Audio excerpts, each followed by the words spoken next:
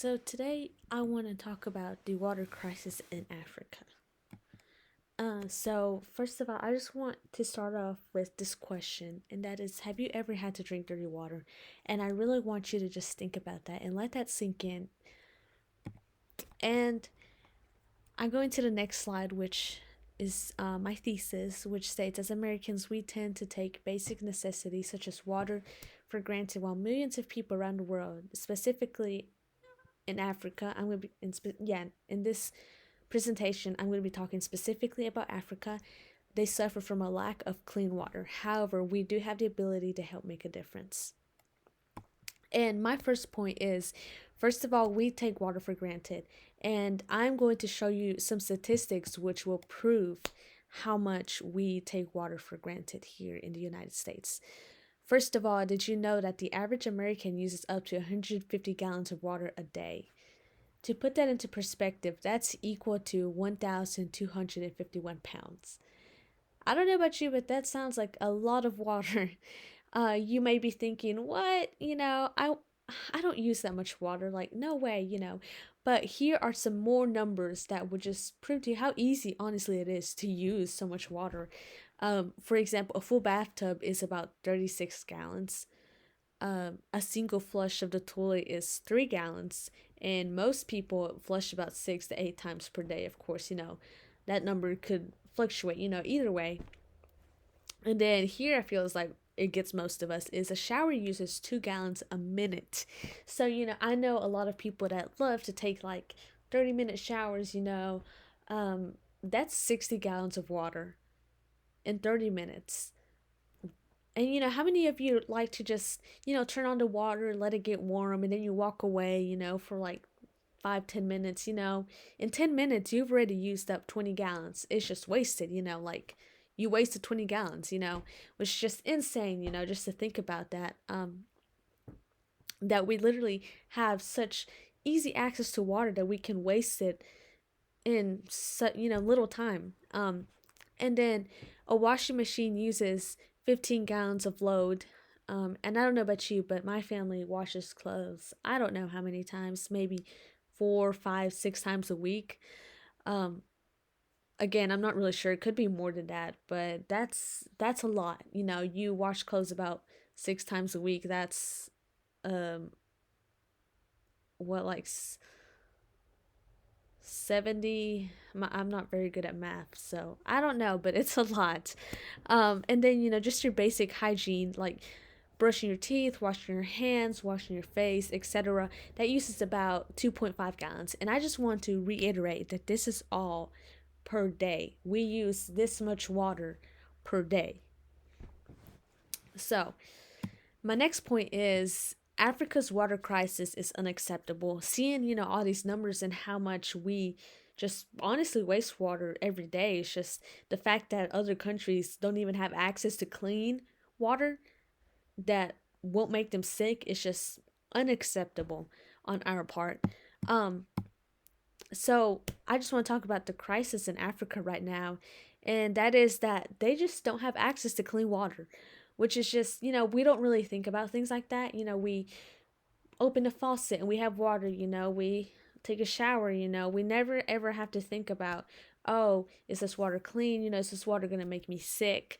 We never have to think about things like that. But the people in Africa, they do. In fact, people in Africa, a lot of times they don't have access to clean water. And when they do, when they are able to reach water, it's usually dirty, it's infested with just insects. Animals have usually just like done their business in there, and it's just disgusting, dirty water that usually makes them sick because it has like so many diseases and parasites and just things like that in it. But they have no choice because that's the only water they have. People in Africa, they only use about 5 gallons a day, which is a really low number considering that humans need about 13 combined with, just everyday use. Um, and really, the fact that they don't have water isn't even the worst part. It's the fact that to to get this dirty water, women and children, because they're mainly the ones that have to go, that whose job is to go get this water.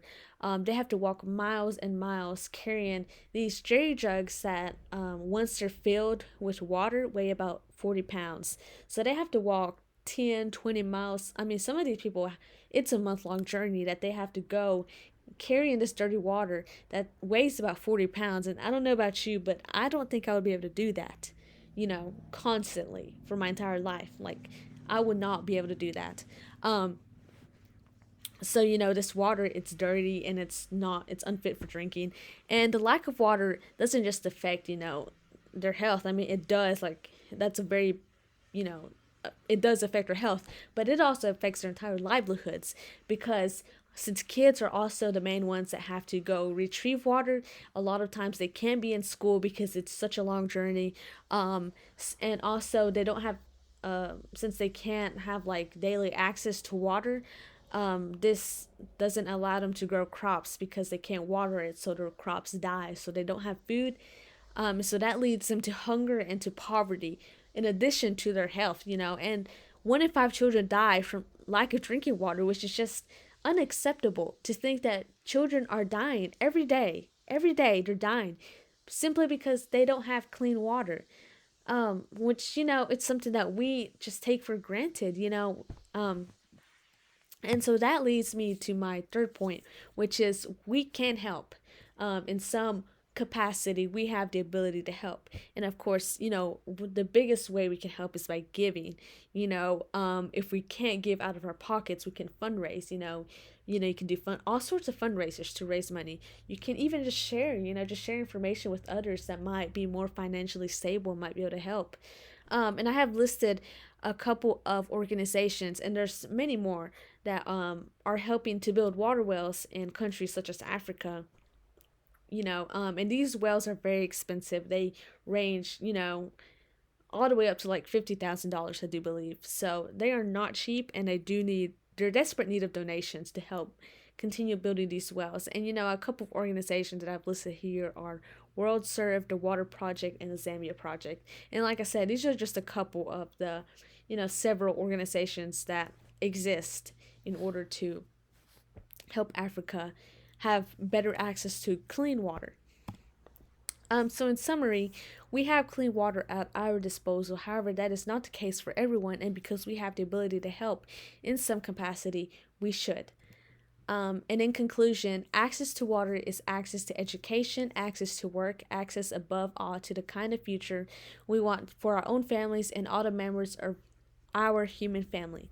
And that is a quote by Matt Damon, who is the co-founder of water.org. Thank you.